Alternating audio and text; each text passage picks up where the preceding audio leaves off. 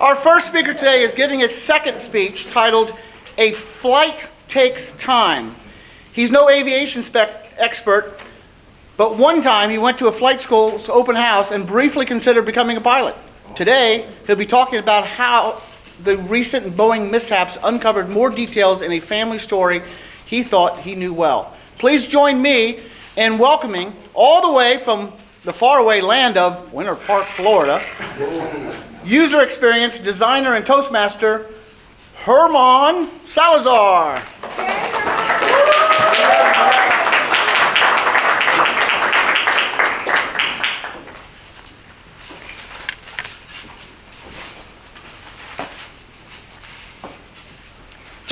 Terrain, pull up. Terrain, pull up. Command.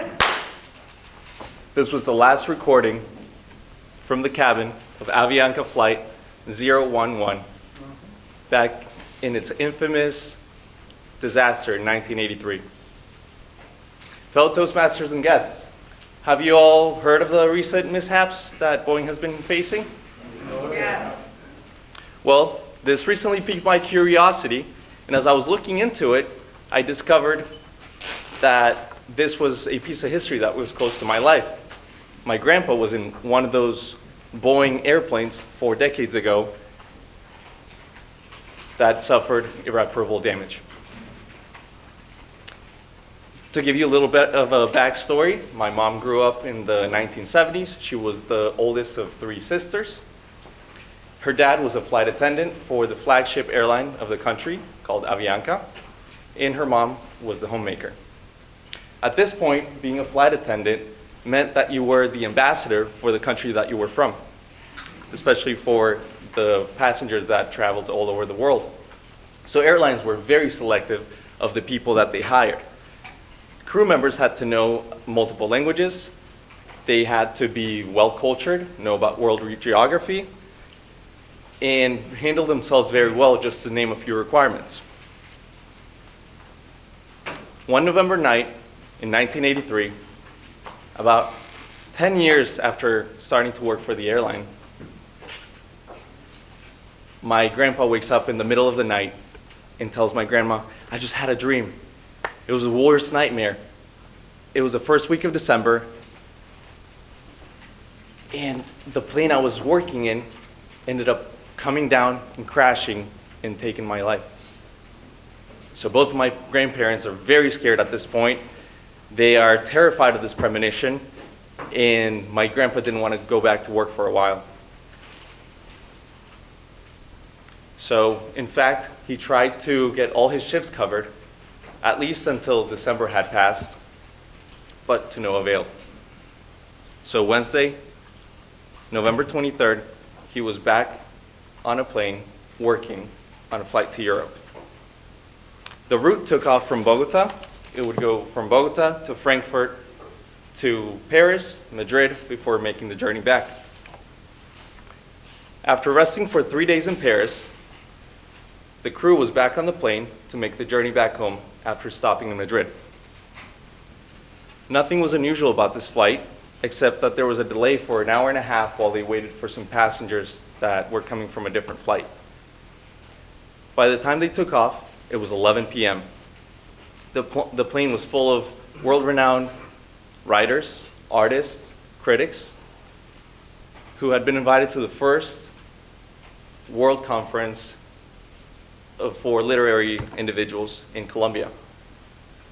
And seeing as this was such an important flight, some of the best crew was on board, and the people in the cockpit were no exception. The pilot had over 35 years of experience, and the co-pilot had 14. And they both had made the same route hundreds of times. As they embarked on the 2-hour trip from Paris to Madrid, the evening's flight conditions were very ideal. 10 minutes before touchdown, the pilots communicate with the control tower, who gives them permission to land. As they follow all the protocols to approach the airport and set up the landing system, the co-pilot and the pilot make a fatal mistake. A mistake that they would die not knowing they had made. 45 seconds before landing in Madrid's airport, as the plane leans to make a turn, the right wing takes one of the trees, it bumps into another hill, into another one, before it ends up cartwheeling, ending up facing up or belly up, and bursting into flames. Out of the 192 passengers on board, only 11 survived the crash. And unfortunately, my grandpa was not one of them. The time was 1:06 a.m. Back in Colombia, my mom and her sisters were staying with their grandma because their house was being remodeled for Christmas. In the middle of the night, she was awoken by her sister, who was crying because she had realized that her grandma was not there. So my mom asked the nanny where her grandma had gone, to which she responded saying, "I don't know, but she said she was going to be back in the morning." Confused, my mom went back to bed, but the horrible news had already arrived, and my grandma was in such a state of despair that she had called her own mom to see if she could console her.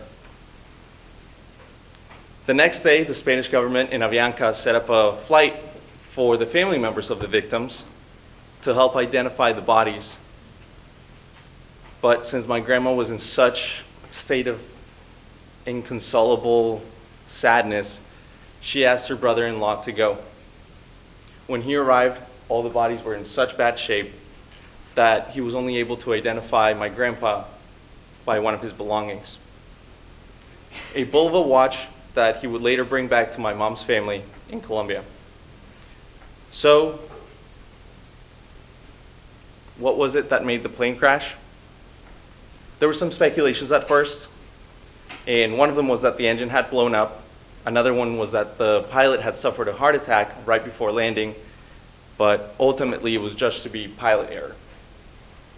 I didn't know this, but when approaching an airport, there's a guide that tells you how low or how high you have to fly in order to not hit the ground.